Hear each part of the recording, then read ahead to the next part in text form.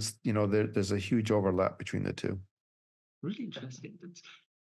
That's like, because for me, I personally am curious. I talk about with many business owners, with many people who have companies, and with many normal people every day, Joe, Schmo, and just normal jobs, and they just don't really quite understand what the AI, as it is called today, is, because we're not at the general AI level at all. They're like ChatGPT, you get a text, but the AI does not really understand or consider what it is saying, as far as I understand it.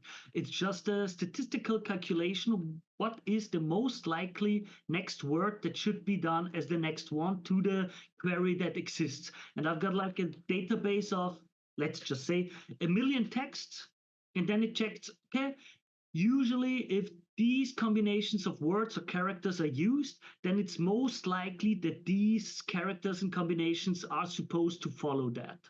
Is that in the basis somewhat correct, or am I completely misunderstanding what is going on? Oh, that's correct.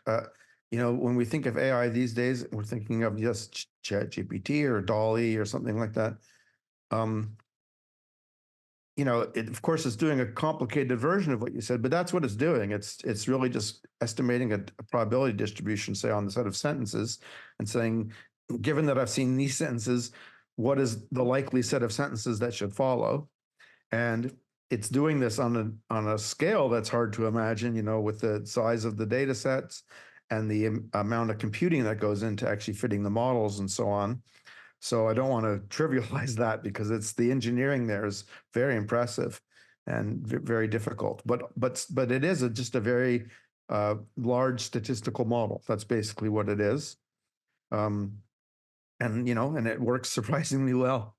Awesome, crazy, crazy. It's wow that this field has led to such a result.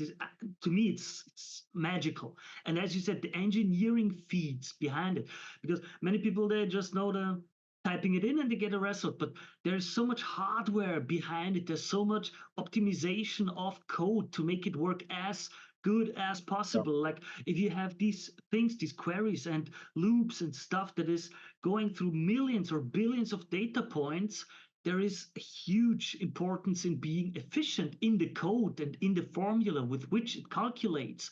And that's crazy to me.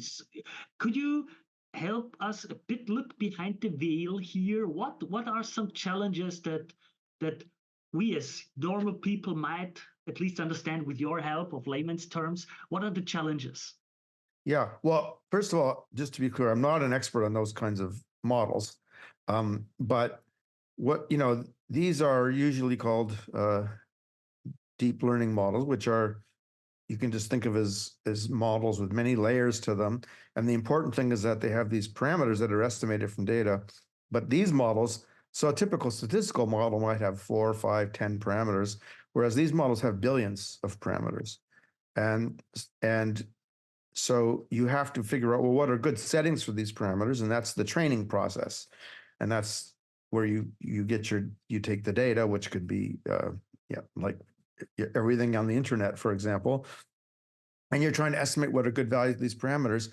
If you described this to someone 20 years ago, you'd say, well, there's just no way you're going to do that. There's just too many parameters to estimate. But of course, they've shown that intuition is wrong.